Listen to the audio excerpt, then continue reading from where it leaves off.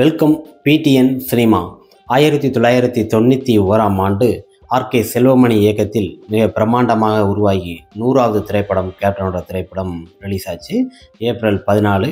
இன்றோட 34 ஆண்டுகளை கடந்தது. இந்த திரைப்படம் ரீரிலீஸ் பண்ணுறாங்க. இப்போ திரையரங்கில் வரப்போகிறது. கேப்டன் பிரபாகரன் மிக அருமையான ஒரு திரைப்படம்.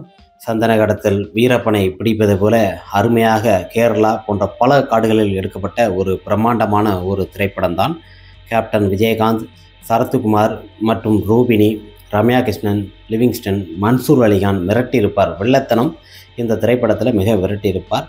1991ஆம் ஆண்டு திரையரங்கை அதிர மிகப்பெரிய ஒரு வசூலை அள்ளி குவித்த ஒரு திரைப்படம். 91 இந்த திரைப்படம் பார்த்திங்கன்னா பாக்ஸ் ஆஃப் வசூலில் முதலிடம் பிடித்த ஒரு பிரமாண்டமான ஒரு திரைப்படம். இன்னொரு விஷயம் என்னென்னா, எந்த ஒரு நடிகருக்குமே 100வது திரைப்படம் வெற்றியை கொடுத்தது கிடையாது. கேப்டன் விஜயகாந்த் அவர்களுக்கு மட்டுமே இந்த திரைப்படம் மிக பிரமாதமாக ஒரு வெற்றியை கொடுத்தது. ஆர்கே செல்வமணி இயக்கத்தில், இளையராஜா இசையில், இப்ராம் ராவுத் ப்ரொடியூசர் தயாரிச்சிருக்கிறாரு. இந்த திரைப்படத்தில் ஆட்டமா தேரோட்டமா என்ற பாடல் மிக ஃபேமஸாக இருந்தது. கேப்டன் விஜயகாந்த் அவர்களை பார்த்திங்கன்னா ஒரு 20 நிமிஷம் கழித்து தான் திரைப்படத்திற்கு வராரு. ஒரு ஹீரோவுக்கு சாங்கு கிடையாது, எதுவுமே கிடையாது. மிக பிரமாதமாக ஒரு வெற்றி கொடுத்த ஒரு திரைப்படம். இந்த திரைப்படம் 300 நாள் திரையரங்களை கடந்து மிகப்பெரிய ஒரு வெற்றியாக கொண்டாடப்படுகிறது. இந்த திரைப்படத்தை பொறுத்த வரைக்கும் ரீரிலீஸு கார்த்திக் அவர்கள் இந்த திரைப்படத்தை ரீரிலீஸ் பண்ணுறாங்க.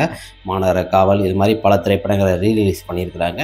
இப்போ அந்த கேப்டன் பிரபாகரன் திரைப்படமும் ரீரிலீஸ் ஆகிறது. விரைவில் திரையரங்கில் வருகிறது.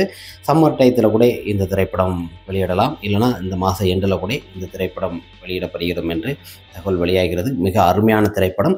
திரும்பியும் திரையரங்கில் பார்க்காம அந்த திரைப்படத்தை பார்த்தீங்கன்னா மிக அருமையான கேப்டனோட 100வது திரைப்படம், வெற்றி திரைப்படம் வருகிறது.